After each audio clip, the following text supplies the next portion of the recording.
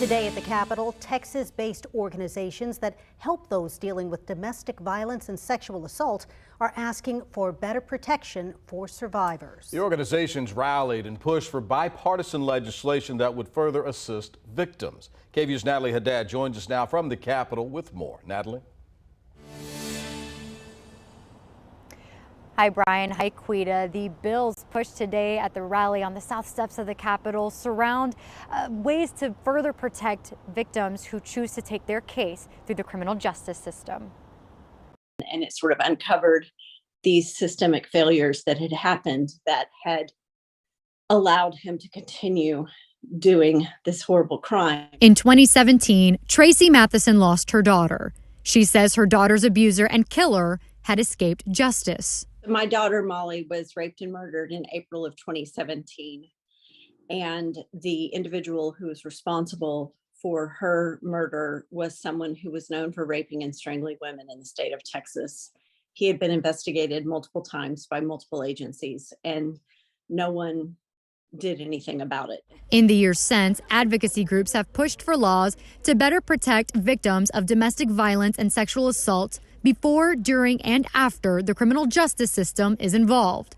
On Thursday at the Capitol, lawmakers and survivors joined the Texas Association Against Sexual Assault and the Texas Council on Family Violence to press for supportive legislation. Lawmakers are looking to pass protective bills similar to those in other states. The bills pushed today look to help victims while their cases are heard. Some which ensure victims or their guardians are kept informed about evidence, court proceedings, and given shelter.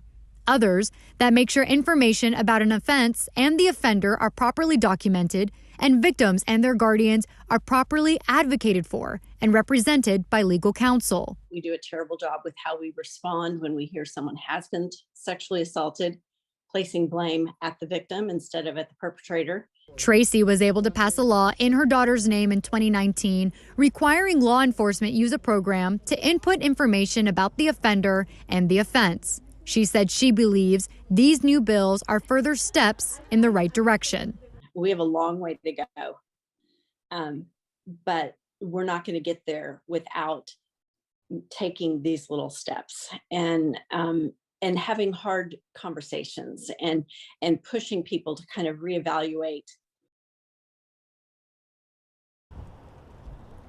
Now, other bills put forth in the Texas Legislature this session surround crime victim compensation. Information on that, along with the bills heard in that story you just heard, and others that are filed in this session can be found on KVUE.com. But for now, I'll send it back to you in studio. KVUE's Natalie Haddad live for us at the state capitol this evening. Thank you, Natalie.